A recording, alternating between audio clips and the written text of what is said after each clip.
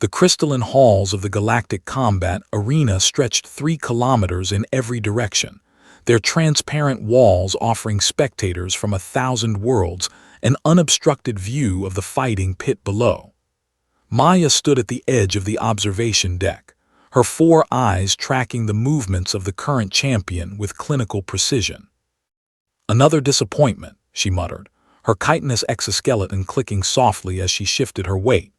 As the arena's head medical officer, she had witnessed countless matches, but rarely did they require her intervention. Most species in the galaxy had evolved on worlds with gravity between 0.6 and 1.2 standard units, atmospheres rich in oxygen or methane, and temperatures that never fluctuated beyond comfortable ranges. The current champion, Krex of Valthar, was a towering specimen by most standards, nearly 2 meters tall, with muscle density that exceeded 70% of known species.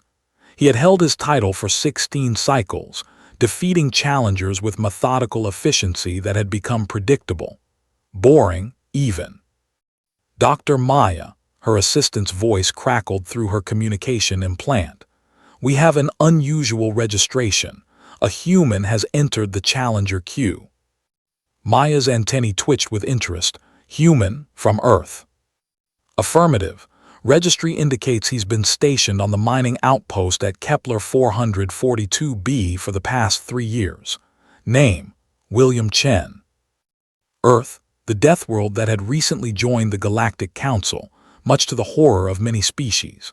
A planet where gravity crushed at 1 standard units, where atmospheric pressure could split carapaces, where predators hunted other predators, and where the dominant species had clawed its way to sentience through millions of years of violence.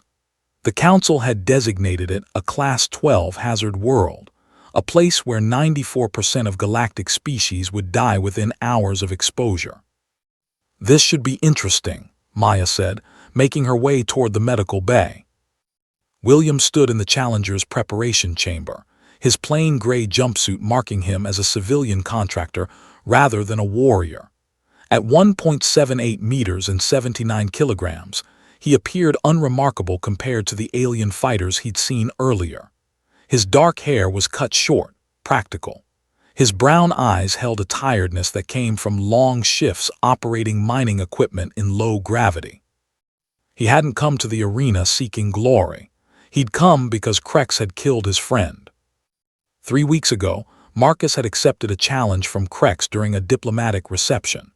The Valthorian had assured everyone it would be a friendly exhibition match. Marcus, always eager to bridge cultural gaps, had agreed. The fight lasted 90 seconds. Marcus died from internal hemorrhaging 2 hours later, his human physiology unable to regenerate from the non-lethal strikes that would have merely stunned most species. The Galactic Council had ruled it an accident, cultural misunderstanding, no charges filed. William had spent those 3 weeks studying every recording of Krex's fights, analyzing movement patterns, strike velocities, reaction times. He'd also stopped taking his gravity medication, the suppressants that helped humans adapt to the lower gravity environments most species preferred. "Challenger William Chen," the automated system announced. "You have 60 seconds to withdraw.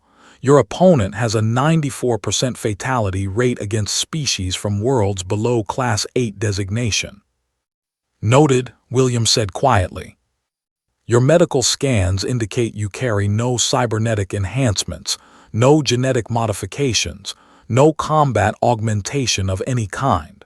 Standard human baseline. Do you wish to proceed?" "Yes." The door to the arena floor opened.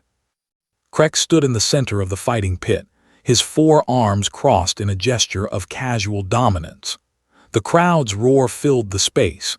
Beings from hundreds of worlds had gathered to watch what they assumed would be a brief, tragic spectacle. Some had even placed bets on how many seconds the human would last. Maya watched from the medical station, her surgical tools already prepared. Humans were fragile compared to most spacefaring species. Their bones broke easily, their skin tore, their internal organs were poorly protected. She had read the xenobiology reports with morbid fascination. William walked onto the fighting floor with measured steps. He didn't posture or gesture. He simply stood 15 meters from Krex and waited.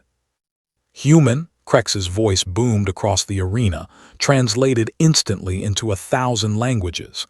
"I heard you demanded this fight, that you refused the mediator's offer of financial compensation for your friend's unfortunate death."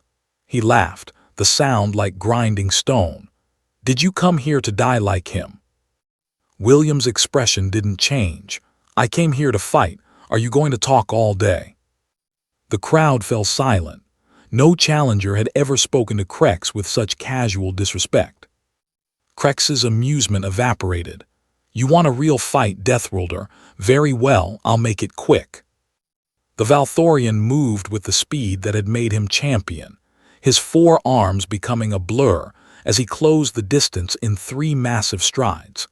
His primary arms drew back for a double hammer strike that could shatter a support beam. What happened next would be analyzed in slow motion for years afterward. William didn't retreat. Instead, he stepped forward, inside Krex's reach. The movement was so counterintuitive that Krex's combat algorithms couldn't compensate in time. Humans didn't move toward overwhelming force. That was suicide. But humans from Earth had spent 3 million years hunting animals faster, stronger, and more naturally armed than themselves.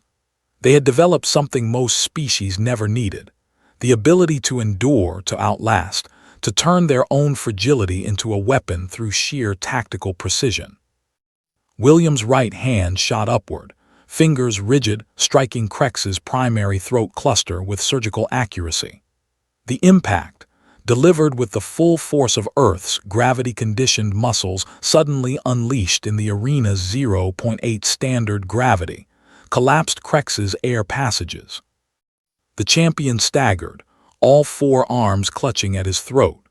His species' anatomy placed their breathing apparatus in a vulnerable position, but no opponent had ever been fast enough or desperate enough to target it. William didn't stop. His left elbow struck Krex's central nerve cluster, located where the Valthorian's 4 arms connected to his torso. Another weakness documented in xenobiology texts but considered unreachable in actual combat. Krex dropped to his knees, his nervous system temporarily overloaded. The entire exchange had taken 2.3 seconds. William stood over the fallen champion, his breathing barely elevated. "You killed my friend in a fight he thought was friendly. You called it an accident." His voice was quiet but carried across the silent arena. "This is what a real fight looks like." He turned and walked toward the exit without waiting for the official ruling. Maya rushed onto the fighting floor, her medical team behind her. Krex was alive but would require extensive treatment. She had never seen anyone defeat him, let alone so quickly. As she worked, she replayed the fight in her mind. The human had used minimal movement, maximum efficiency. No wasted energy. Every strike targeted a specific vulnerability with the precision of a surgeon and the force of a sledgehammer. Later in her medical bay, she pulled up William's full file. Born on Earth. Grew up in a region called Colorado at high altitude. Had completed something called mixed martial arts training from childhood. Worked in mining because the pay was good and he had student debts. Nothing exceptional by human standards, just an ordinary Deathworlder.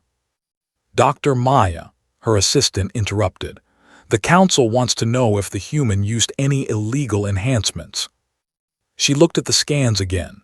Bone density, normal for Earth gravity. Muscle fiber composition, baseline human.